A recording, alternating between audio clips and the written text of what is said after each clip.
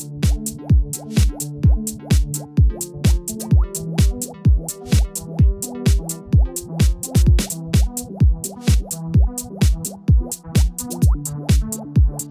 have the wonderful opportunity today to speak with an amazing photographer, Alisha. Hi Alisha, how are you? Good, how are you? I'm good, thanks. And your pictures are scattered around here and I was looking at them briefly and they're just amazing. So how long have you been doing this for? I've been doing photography for about 5 years or so, and what got me into it is when I was in high school. I started taking photography courses, and I really love like taking pictures and then printing them out on film, and it's just like opening a Christmas present. It's like opening a Christmas present. That's a very artistic way of explaining developing a photograph. I've never thought of it like that. So is this your job now, or do you just do it as a hobby? I do it as a job too, and I also have my own like photography work on the side that I will work on. So what kind of pictures do you take? Do you take pictures of people, events, or nature, or what is your specialty? I take pictures of shows, like in music shows or weddings and portraitures. And what I do for myself is more abstract and more artistic stuff.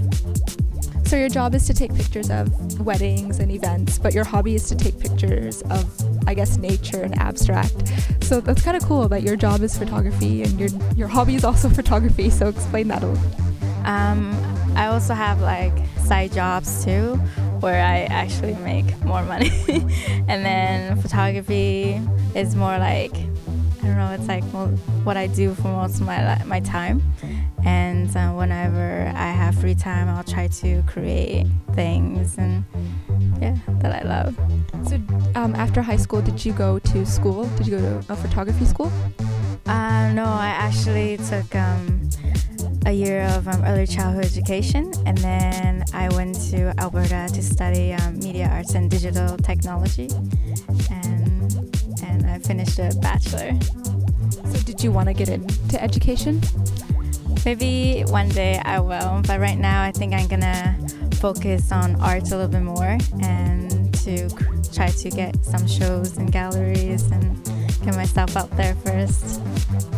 So like any artist, you of course also have inspiration. So what inspires you to click? I just want to capture all these moments in life, you know, like especially taking pictures of people while they're not looking, and just like being themselves. And I like to capture that moment, and you know, sometimes you look back, it feels like so special. So what's been your most interesting photography project, or the one that sticks out to you the most, that was the most fun or the most challenging? The most challenging piece was the one I just did.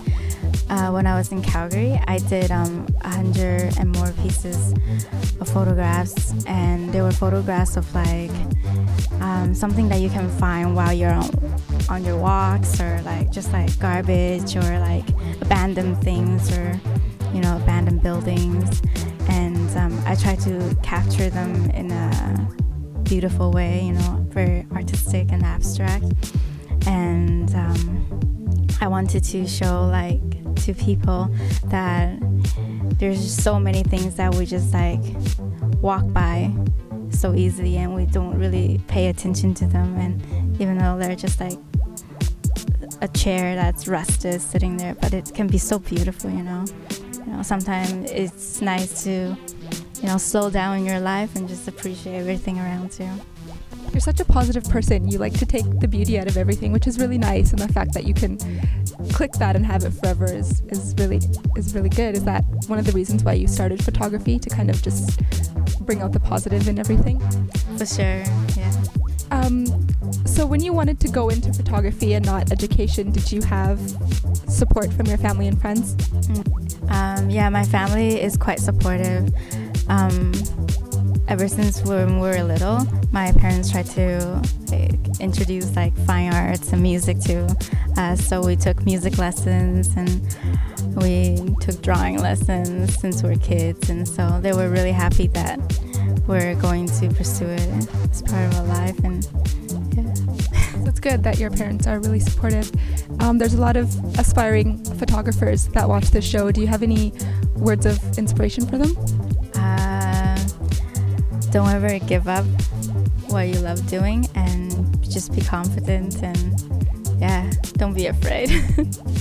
And do you have a favorite picture that maybe you could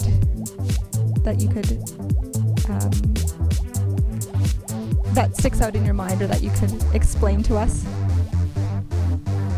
I really like this image because I found this bird just laying on the side of the road when I was walking to school one day, and I just stared at it and I thought, well, it's quite beautiful, like the feathers, and you know, like the eyes was just like looking at me even though it's dead. And I found it just so beautiful to look at. Usually when they're alive, they just like run around, you don't really get to see them, but when they're just so still, you can like observe them and appreciate, you know, their existence. That definitely is a beautiful picture, in the way that you've captured the feathers and everything really looks fantastic. Is there somewhere where people can look at your artwork? Do you display it anywhere? Because I definitely love to see more pictures. Yeah, I have a website online. It's www.musikkpike.com. What does that stand for? Music girl. Musicgirl.com. Oh, okay.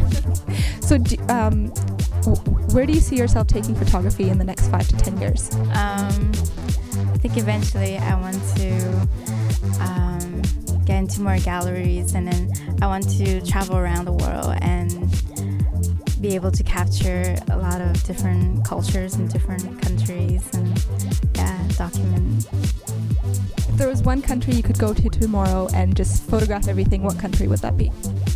I think I would go to Tibet. Why? I think it's just the culture that interests me. And what would you photograph there? Would it be the culture, the colors, or would it be just really abstract things that nobody would ever think of capturing? Both. Yeah. So your pictures are just absolutely beautiful, and I wish you all the best in the future. Thank you so much. Thanks for talking to us today.